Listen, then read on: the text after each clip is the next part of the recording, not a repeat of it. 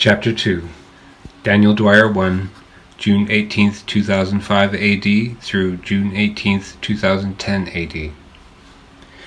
If ever a being had known suffering, it was him. Lylon had seen to that. If ever there was a creature deserving of pity and in need of rescue, it was him. Lylon had ensured it. From the start to the finish, Daniel Dwyer's life was a living hell. It was Lylon's world, and it was as it should be, and will be all that she deems it shall be. And in her world, Daniel was afforded no comfort in life but that which she could pry from his fingers.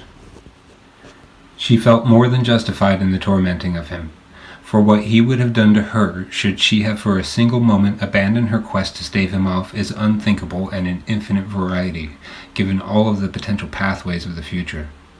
There exist among these pathways many in which he finds ways to make her live perpetually, so that he may extract information about the future from her, either by means of direct torture or some other wicked means of persuasion. In fact, most versions of the future were once some variation of this incessant torment, wherein she was unable to defend herself, and lived lifetime after lifetime in servitude, entertaining the formless entity that would finally come to be known as Daniel Dwyer, and forcibly aiding him in pursuit of his sick obsession with world domination, before finally dying by his hand. In every version of the future except for this one, the true future, Daniel Dwyer would be evil, the scourge of the earth. But in this future of her crafting, he is subdued. As far as she is concerned, she's a hero. In the not-so-distant future, she would prove to the people of what evil such a creature is truly capable. In the not-so-distant future, there would be a great demonstration of his destructive power and of his intuitive disregard for life, all guided by her hand.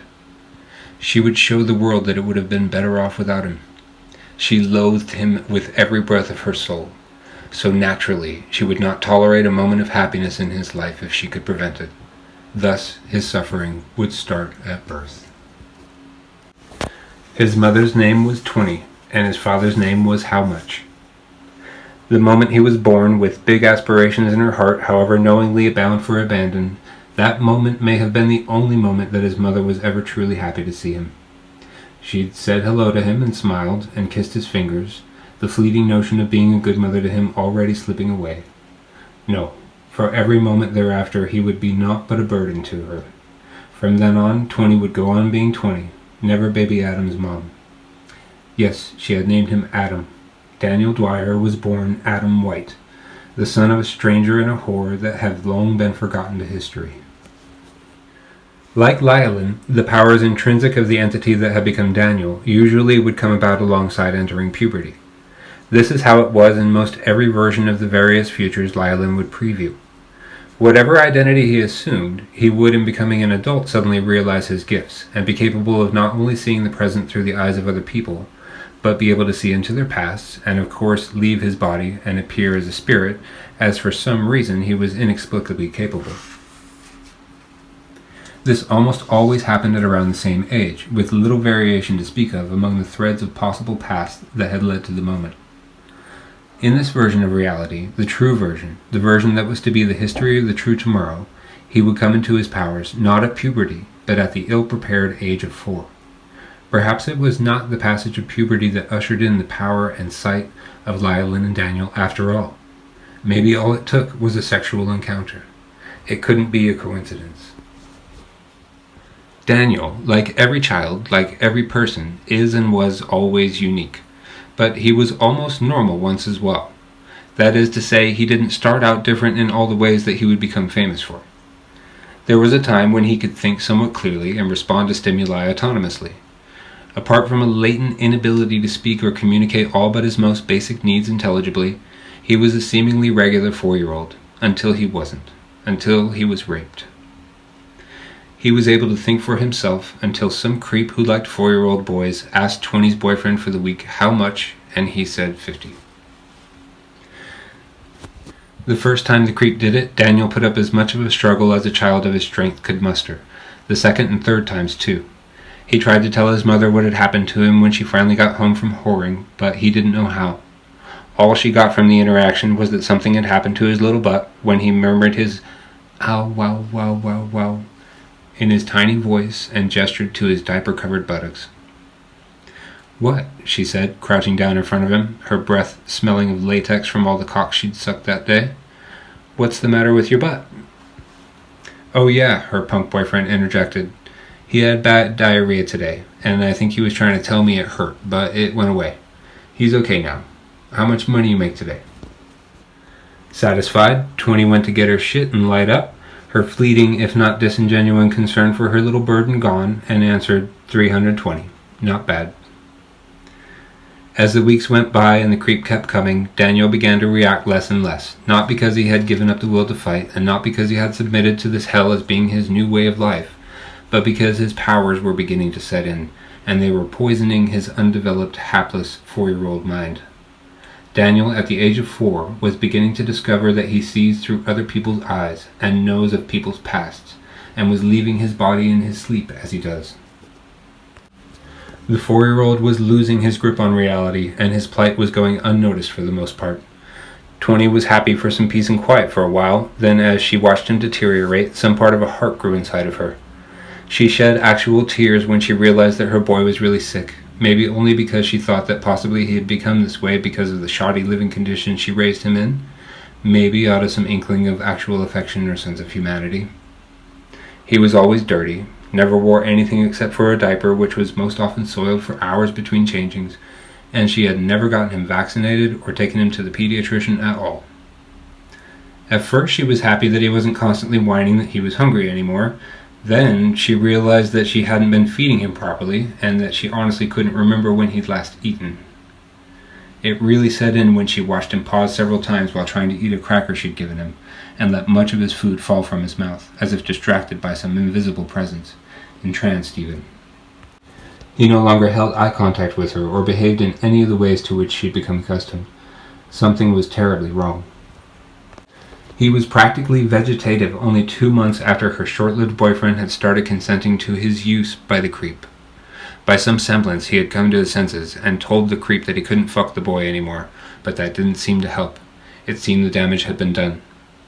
20 could not fathom what was wrong. She couldn't possibly have realized that her son was becoming everyone, seeing through their eyes, and even less so, that when he'd been getting fucked in the ass, he was also the one doing the fucking. 20 just knew that she didn't want to get in any trouble, and she was scared, and she had to get back to getting twacked out of her mind so that she could stay up all night making money with anyone willing to pay her 20 at a time minimum, so that she could afford to do it all again the next night. She couldn't take care of him, never could have anyhow, and especially couldn't now.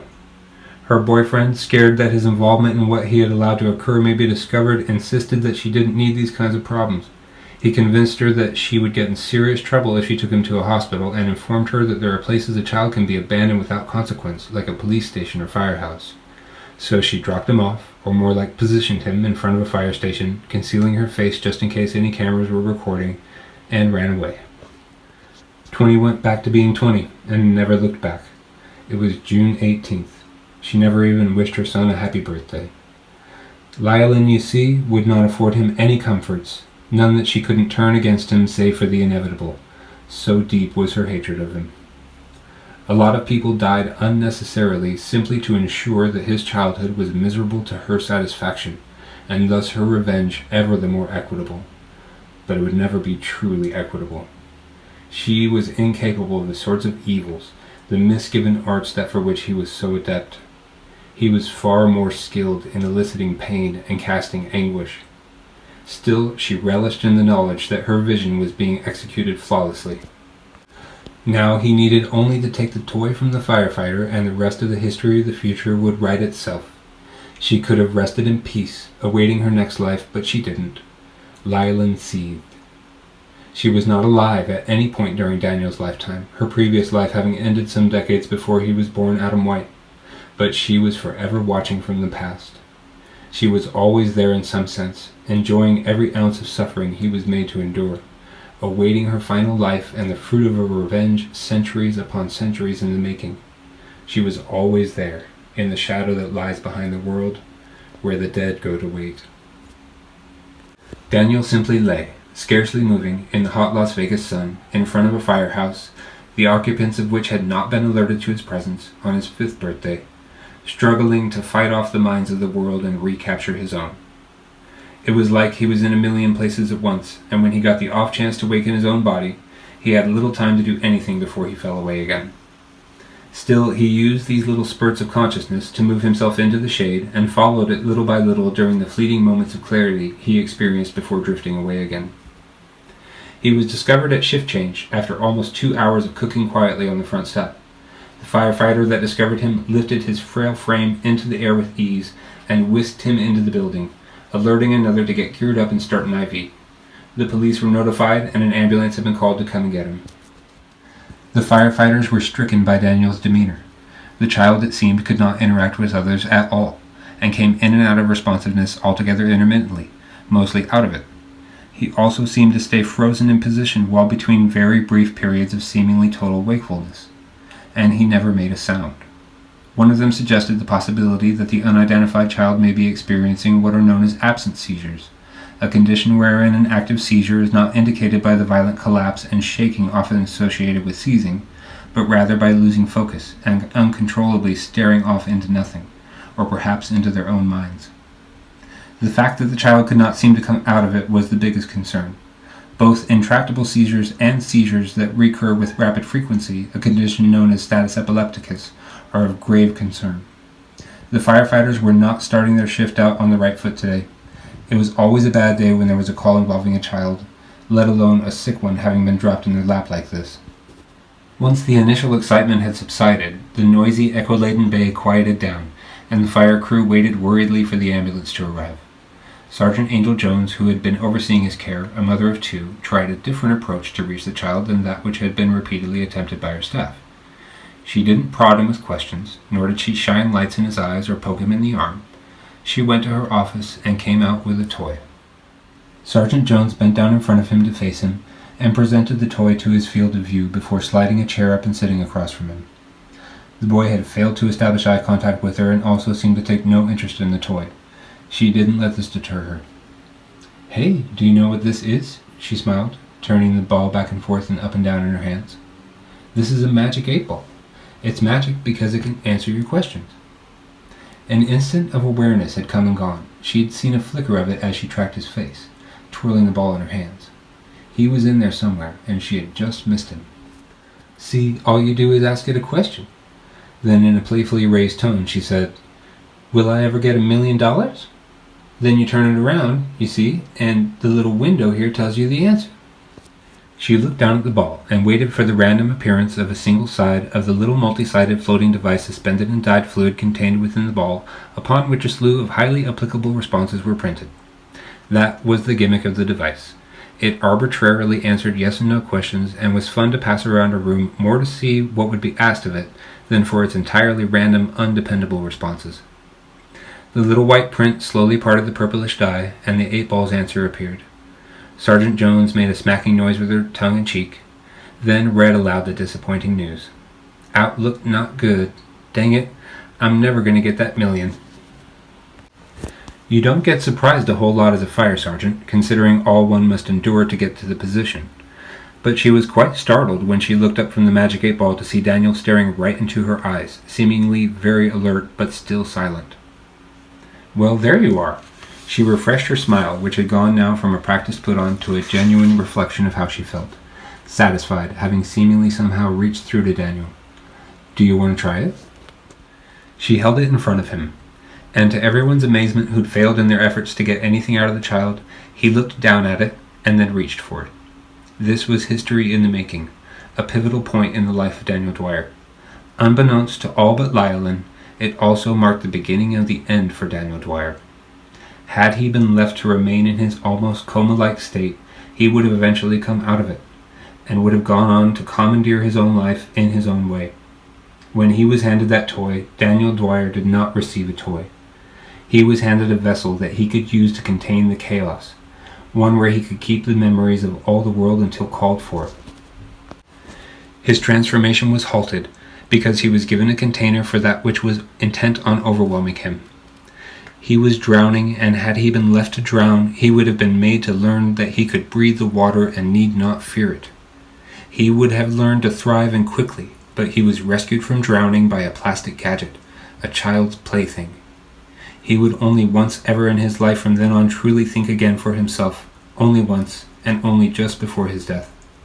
From this moment on, the 8-ball would tell him what to do. Sergeant Angel Jones sat and watched him stare at the 8-ball.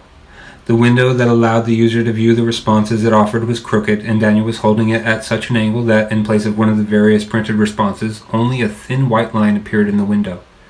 She considered shifting the toy in his hands and informing him that he wasn't holding it properly, but thought better of it in the end. The last thing she wanted was for him to disconnect again. "Try asking it a question," she said in a playful half-whisper. No sooner had the words left her mouth than appeared a very visible change in Daniel's eyes. Like the window to the innards of the magic 8-ball had suddenly become a window into another universe, and his head shook a little in amazement of whatever it was he believed he was seeing. Then, without warning, he disconnected his IV, turning the valve to stop the flow and unscrewing the extension from the line, freeing himself of the device without removing the catheter from his arm, like he had done it a million times. Then he hopped down from the chair and made directly for a door marked "Authorized Personnel Only" on the far wall.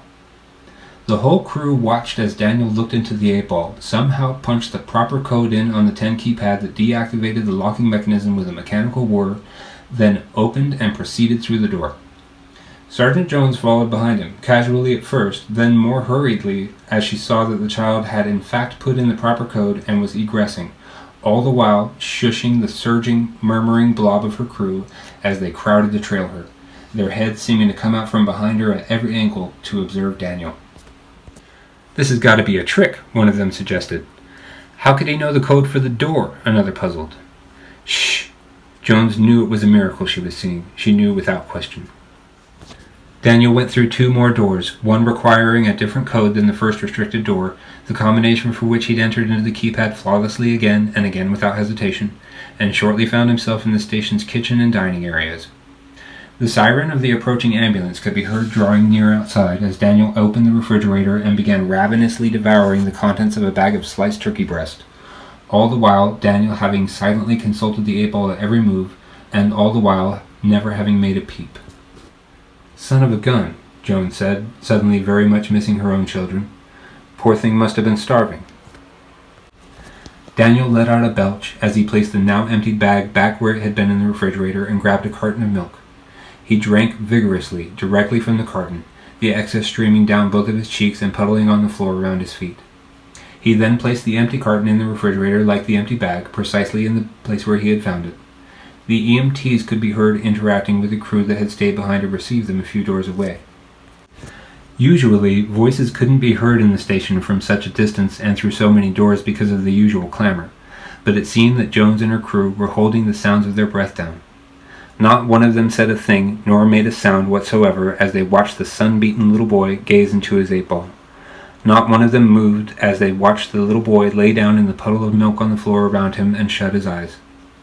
It was not until a few moments later, after it became evident by observing the child's respiratory rate and position and such that he was indeed sound asleep, it wasn't until then that the silence was broken. Daniel farted. Then, as they were relinquished the stay of their breath, and reason began to set in again in their world, one of the crew, peeking from behind Sergeant Jones, said the 3 words that pretty fairly summed up what they were all thinking, with a bewildered, "What the fuck?"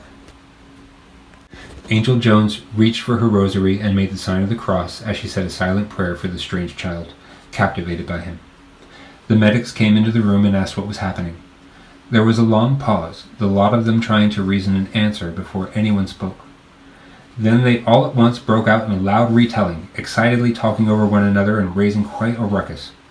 Sergeant Jones kept her eyes on the boy, who slept soundly despite the noise.